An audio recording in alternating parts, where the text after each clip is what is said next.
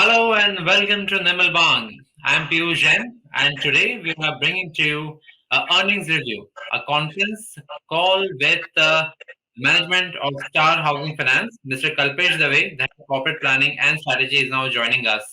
Kalpesh ji, welcome to the show. Hi Piyush, always pleasure to be over here. Thank you so much for inviting and hearing us out. Thank you so much. Absolutely.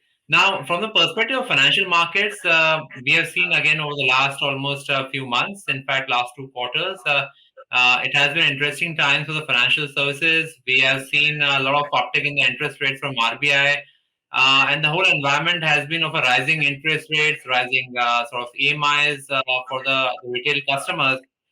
In the backdrop of this, company had announced results, and these actually were very strong results.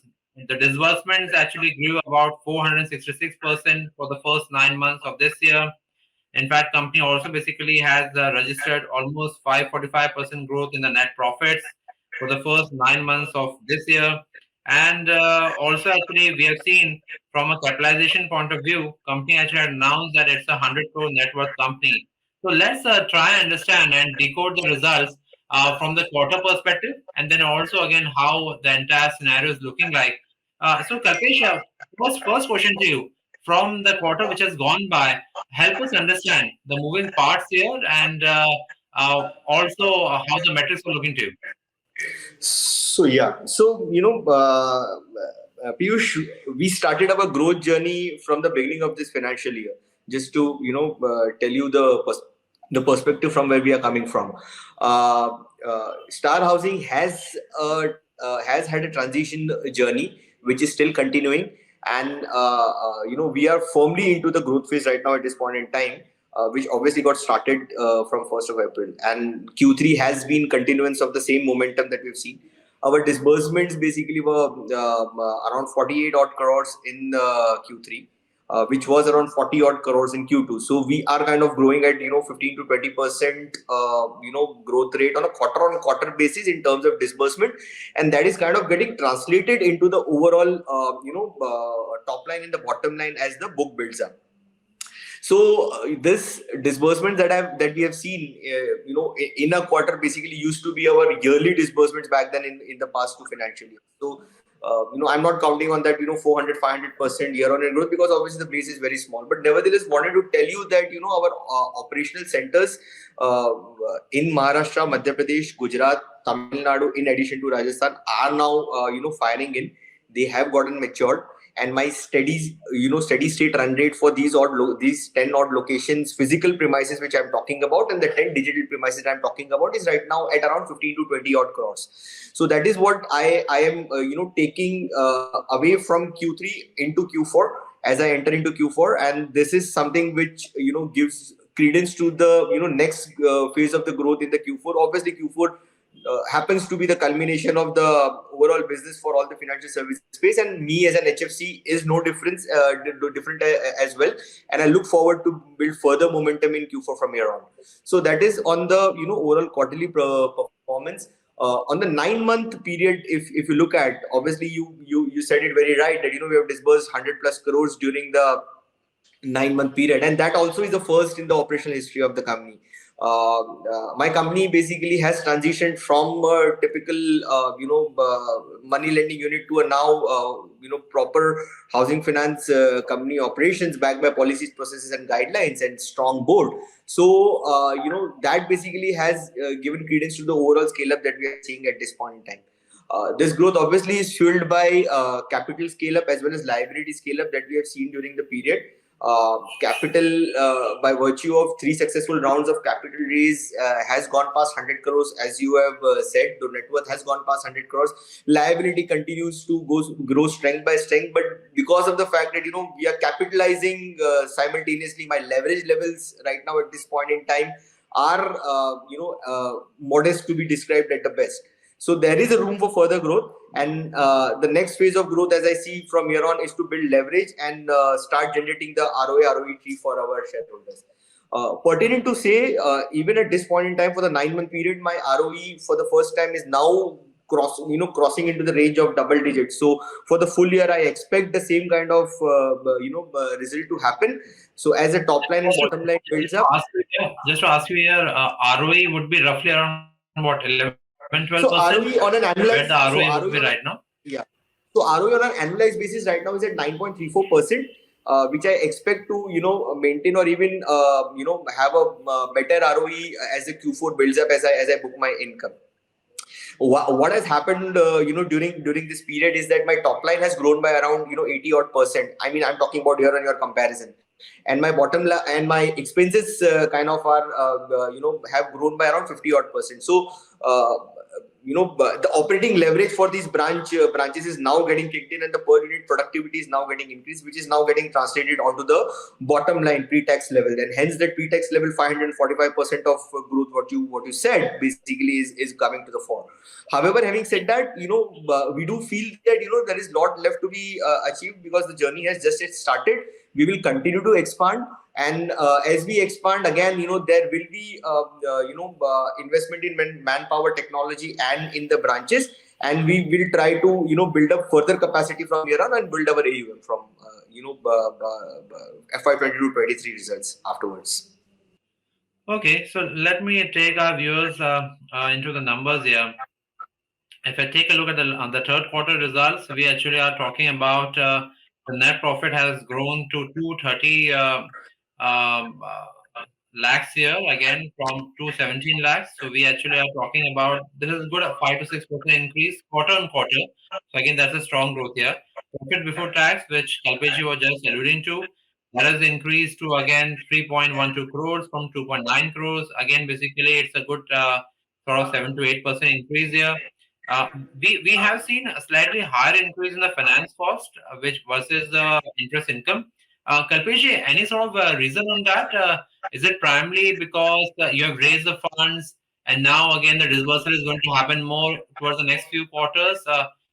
In this quarter, quarter on quarter, why the finance cost increased more rapidly versus the interest income?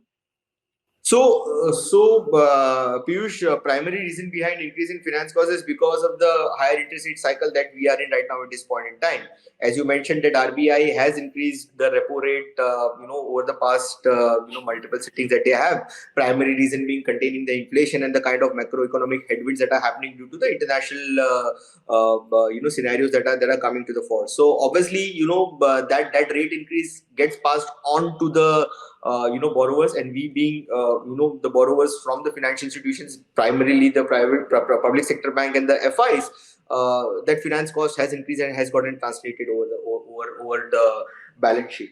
If not for that, our profitability probably would have been again more, but nevertheless, that we have to take into a consideration, and we are taking it into account while planning our overall growth. So as I said, that it is because of the higher interest rate cycle that we are in. Our finance cost basically on the existing liabilities also has increased, and hence it has resulted in increase in the finance cost on the balance sheet. I would ask you from the perspective of the loans, are these broadly floating rate loans or largely So, fixed rate loans? Like how much proportion so would be fixed here? absolutely. So currently at this point in time, my entire loan book till 9 month period was on the fixed rate regime. We will soon be getting translated ourselves onto the floating rate regime. And since then, after that, we may decide to pass on the cost to the ultimate borrower. But you have to understand, Piyush, that we are credit enablers. We are not interest rate hike passers to the ultimate borrower, and my borrower basically comes from economically weaker section, low income group background, who wishes to own an home, which is the first major ownership in his life cycle. And we have to be cognizant of the fact that any higher increase in the interest rate basically may affect the overall cash flows of that particular family. So we have to be cognizant of that as to how much we have to pass on. Obviously, not at the cost of eroding the profitability, but we will be responsible even when we shift to the floating rate regime. Sure, absolutely, absolutely. Again, it's also about the balance between the disbursal volume versus the sort of profitability mix again, which you want to maintain. On the NIM perspective, net interest margin, the spreads. What has been your experience for the 2023? How actually it has traveled in the third quarter after the recent sort of interest rate hikes? What are the current level of NIMs and how you're looking at the trend for the fourth quarter? So, see, on a balance sheet level, if I talk, since my leverage levels are 1:1, so my equity basically, brings my NIM really at a higher level. So I'm not talking on the balance sheet level. On the balance sheet level, my annualized NIM is at around 12 odd percent, but that is not reflective. So I'll be talking about the incremental spread that I earn on my loans that I disburse. So my borrowing cost on the balance sheet right now at this point in time is around 10.3%, and my overall lending that I do to my end customer, it is at around 15.5%. So the spread, which basically otherwise for a stable balance sheet would have been equal to NIM, is right now at around 450 to 500 basis points, which we intend to maintain over a period of time. So this is my spread which I generate from my incremental disbursements, Piyush. And obviously, any increase in the interest rate basically will increase my overall borrowing cost. But at the same time, I'm playing a very balanced game of deciding to transfer that particular rate hike onto the end customer. So ultimately, my intent is very clear. We need to maintain around 400 to 500 basis points of spread on our balance Yeah. sheet, which gets studied at a pre-tax level. So that is the Sure. strategy. Absolutely. So I wanted to ask you one question here. Does it imply, and I think our viewers should listen to this part of the conversation very carefully because this is something which is very interesting for the stock. Is that so? Are we saying that a year before, because these are fixed rate loans, you price them at around 16%. Are we saying that a year before your cost of borrowing funds would have been somewhere around 9.5% before the interest rate hike cycle started gaining pace? Would that be a right assumption? That would have been the right assumption. My borrowing cost on the balance sheet was at around 9.5 to 9.75 odd percent. It has kind of increased by around 50 odd basis points, on the Which is balance sheet. fine. Like, yeah, it's a cycle, which is fine, completely fine. That's right. That's right. So you got it very right on that. That it was, and it has kind of increased. And it holds true for every lender or every Yeah, borrower on the absolutely. balance sheet. In fact, 400 to 500 basis point a spread is actually a very strong spread. So I think that is something which should be good, I think, for our viewers to know that. So that's I think number one point here. Apart from that, how is the sort of the funding looking right now? Do you need to actually raise funds again towards the next 2 3 quarters? Like how much steam we have right now for disbursals? When do you need Yeah. again Yeah. go out in the Yeah. market with funds? Yeah. So my on balance sheet, funding funds that I have that is reflected on the balance sheet which I have published. It's around I have around 35 odd crores of cash equivalents which I have, which is kind of good for a 2 month period. Our policy, our philosophy while managing the overall funding pipeline is very clear that we want to have funds almost equivalent to 3 months of disbursements up on our balance sheet while planning the overall scale up. So that will continue to remain true. And with that as a background, we have around 100 plus crores of proposals, which is term loans in pipeline with various public sector banks, FIs, as well as now private sector banks have also started relationship with Star Housing. ICICI Bank being the first private lender to offer term in the last quarter that is just went by. And even we have a strong relationship with the National Housing Bank. So based on our performance, based on the quality that we maintain, and based on their audit that they do offer refinance facilities, which has been happening over the past quarters, and we will continue to seek that particular assistance from the NHB based on whatever merit that we deserve.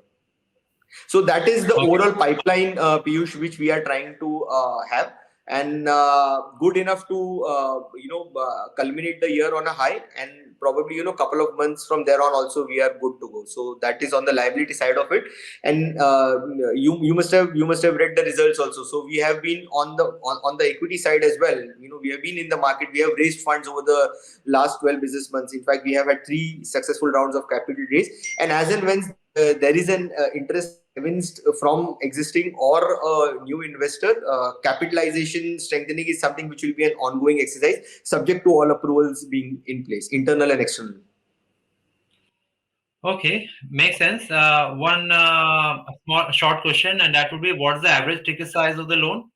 So, as I said, that my target segment is economically weaker section, low income group, Indian family residing in tier two, tier three, semi-urban slash rural towns who wish to purchase, construct their own home in these geographies. So, my average ticket size incremental in the centers which I'm closer to the urban areas would be around 11 to 12 lakhs, and the ones which are closer to rural areas would be around 6 to 8 lakhs. So, on an overall on the balance sheet, it would be around 9 to 10 lakhs on an incremental loan.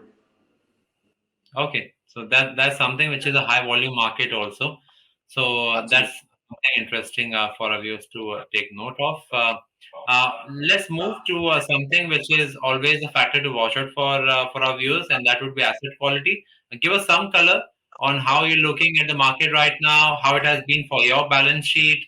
Is there anything where which was marked earlier and is going to see a reversal, a broader sort of trend on it?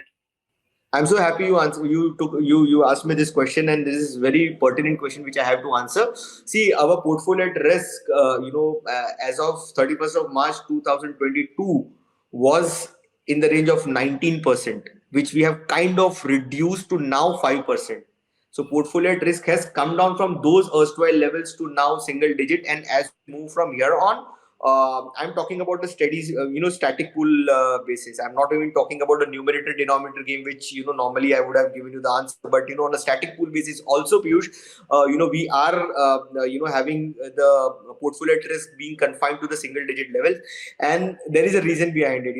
We always had this thing in our mind that quality precedes growth, and that we continue to have that in our day-to-day operations. So we were very clear that whatever par that we had inherited in the erstwhile avatar of the company back then, when the transformation journey had started, that has to go, and only then we can grow. So focus collection efforts, man-to-man marking of cases, entire thing happening in-house, leveraging technology, and walking the talk with the customer during COVID 1, COVID 2 pandemic, and then subsequently, getting richer by the experience of the data that we gathered during this interaction has helped us to, closely monitor, closely review, and closely track these cases, and resultantly, the portfolio at risk has really come down. So I'm talking about the overall book. If I'm talking about the book that we are generating since October 2019, Piyush, since then when the transformation journey started, and that book is at around 145 to 150 odd crores of book, out of the 188 crores AUM that we have published. That book, retail book, has a portfolio at risk of around 0.75%. So it is less than 1%. So 99.25% of my new book that I am creating is on time, and we That's good. hope to continue this particular momentum, obviously through tracking, through ensuring that a particular branch does not disburse more than what it is intended to, have those early warning signals and the FCU unit in place, and resultantly this has happened, and we expect this thing to continue. See, NPAs are part and parcel of any financial services business, and we shall have we shall have NPA, but on a steady state basis, on a static pool I'm talking about, it should be sub 2% level. We are expecting to maintain a steady state NPA of around 1.5% when really this particular thing gets into the overall action. So that is the action plan, but nevertheless a huge Sure. improvement from whatever it was when we started the growth phase. Just to do a recap, what's the net NPA number you just talked about? So my gross NPA is 2.15%. My net NPA is 1.65%. And the gross NPA in terms of amount, whatever I have, is more or less covered by the overall provisioning that I have done, plus the write-offs, plus the COVID impairment reserve that we had set aside during the period. So if you talk about all the provisions, taking into account, I am provided for whatever I have announced on the GNP. Okay, that's heartening to hear, I think, for our viewers. Any sort of a reversal you're expecting, or any resolution which has happened in the third quarter? We might see impact in the fourth quarter. Any like one or two lines on that? So, on the loans that we have written off of around 2.1, 2.2 odd crores, we have had 25% recovery on those loans as well. and we are hopeful to recover those loans whatever we've written off. When we are writing it off, it's not that it is non-recoverable. Collection efforts are continued throughout the overall journey of the case. But the only thing is that we want to be extremely conservative on the provisioning part of it, and hence we had written off. So there is a recovery. Just to tell you, 25% of my written off account is getting recovered, and as and when more cases come to the fore, we may provide more, or we may write off the case, but the effort to collect it would be there. So that is the overall strategy on that part of it, over and above the whatever provisioning that we are required to make as per the NHB/RBI guidelines. Okay, so the sort of summary basically, if you take a look at the numbers here, where we are stand right now, net NPA 1.65% as per the reported numbers here. We actually are also talking about a total AUM of 187 crores. Disbursements was 112 crores in the first 9 months here. We basically are actually seeing about borrowing sort of total standing at around 122 crores. Net worth standing at 102 crores. And as we've already talked about, ROE around 9% as of first 9 months, ROA of around 4%. So again, ROA is very strong here. ROA is something perhaps which we're talking about is continuously improving here. One question I think to round it off, Kalpeshi, and that question would be from the perspective of shareholders here. Uh, it has been good sort of year so far for you. Fair to say that. Broader consensus we have been hearing is that perhaps next year, somewhere down the line, in the second half, the interest rate cycle would have peaked out, and we will start seeing some reduction in the interest rates. That perhaps could also play a good part here. From a ROE perspective, is there any sort of medium term goal which has been set by the company already, like towards the ambitious goal of maybe 14, 16, 18%? Any sort of those goals which have been set?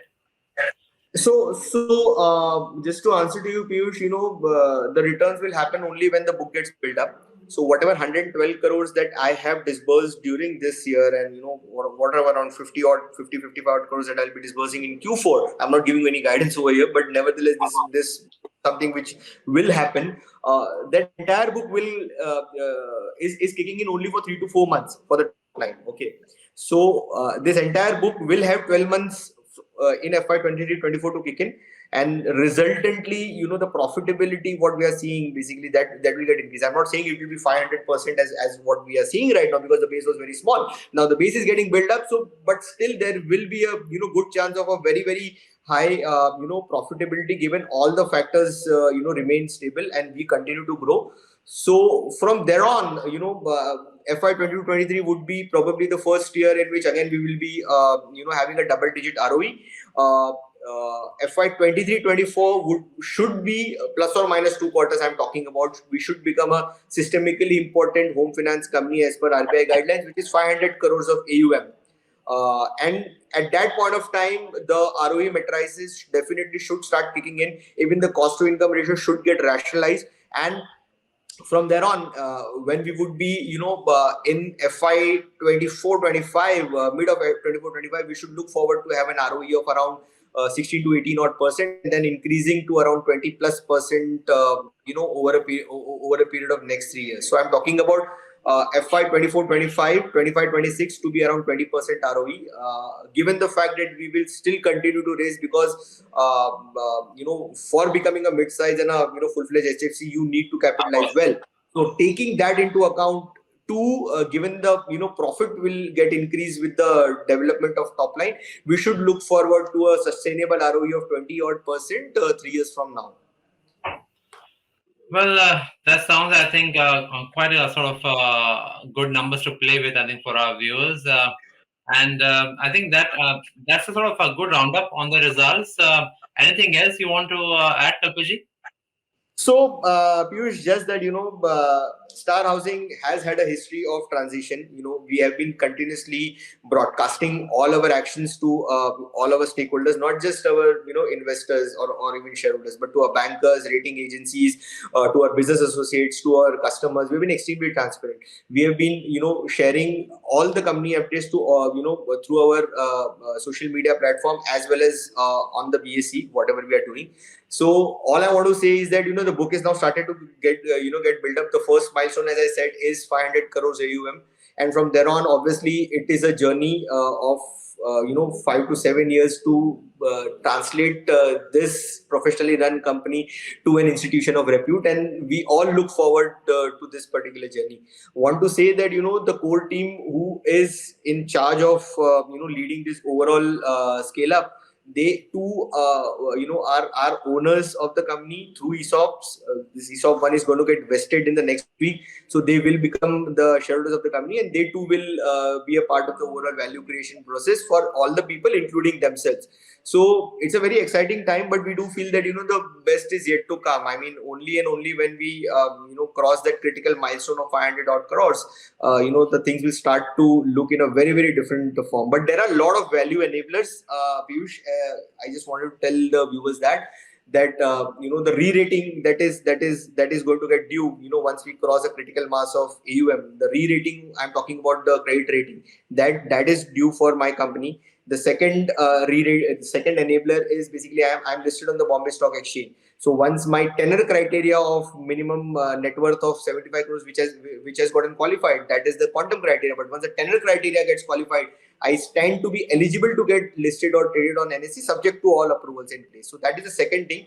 And last but not the least, the overall business that gets scaled up, that will these three things, which basically forms a trinity for us, will create value for the stakeholders. So that's from my side. But continue to look at us, continue to track us, and more than happy to answer any of the questions that may come right now or even after this interview. Kalpesh, very nicely, very aptly actually explained in terms of the triggers here. While listening to you, and before I wrap up, I actually want to squeeze in one question here. Any Sure. new geography you are entering in? Because you Yeah. had mentioned some geographies, and I just thought it's good to actually ask you that. Yeah. So we are a diversified organization from geography perspective. We were previously just concentrated in the state of Rajasthan. We took the company out. Corporate registered offices in Mumbai, from where I'm speaking with you. We are operational in Maharashtra, Madhya Pradesh, Gujarat, and Tamil Nadu. In addition to Rajasthan, we have 10 physical centers and 10 to 15 digital offices, wherein the people are there on the field with a tab. So these are the geographies. The first phase of expansion will be in these existing geographies. Want to extract maximum juice out of it before basically venturing into a newer geography. But yeah, if you talk about newer geography, maybe in the next financial year, at the end of it, maybe in Q4, we may enter into a newer geography. And what attracts us is basically the state of Uttar Pradesh, given the changes that have happened over there. It looks to be a extremely attractive geography for us. So given the right kind of talent who can head that state, UP definitely is on the radar. And down south, obviously the states of Andhra, Telangana, and Karnataka, which continue to be traditionally very strong in terms of potential that holds for an HFC. These would be the geographies where we will be liking to go into. But obviously, the first step is to have a firm presence in these existing geographies, Sure. and then basically phase wise. Absolutely, absolutely. And all the digital risk management practices already in place for the geographic expansions? So that is there. We have a comprehensive study that gets underway. It's a bottoms up approach that we do. So the regional directors, the unit heads, basically propose to us what geographies they want to enter into. There are several parameters, industrialization, migration of the population, what is the earnings habit, what is the spending habits, what are the percentage of self-employed customers over there, what category is good, what category is not good. After that, we decide whether we want to open up or not, and that gets backed by the secondary research that we do at the corporate office. Post that, we decide to go into it. We only go post all the approvals are in place, and we are digitally basically kind of connected to that particular last mile person who is on the field sourcing for the application. Only then we expand. So that will hold true for expansion into newer geographies as well, Piyush. Well, Kalpesh, we asked you a lot of questions, and you have very nicely explained to our viewers. So I hope our viewers actually would have liked this conversation, would have actually understood a lot about your company, and also would be looking forward to this exciting journey again from really becoming from a small cap to small to mid cap, then to mid cap, and then perhaps as the journey grows to a large cap company here. It is indeed looking. You have been watching us over the last few conversations. You have heard a lot about how the interest rate scenario is looking up. So again, watch out for this housing finance company. Interesting times coming up. Kalpeshi, thanks a lot for talking to us and explaining to our views. Thank you so much, Piyush. Pleasure is all mine. Look forward to interact with you again as well. Absolutely, thank you. And with that, viewers, hope you enjoyed this show. It's a wrap for now. Subscribe to our YouTube channel for in-depth interviews of India Inc. and press the bell icon so that you do not miss our updates.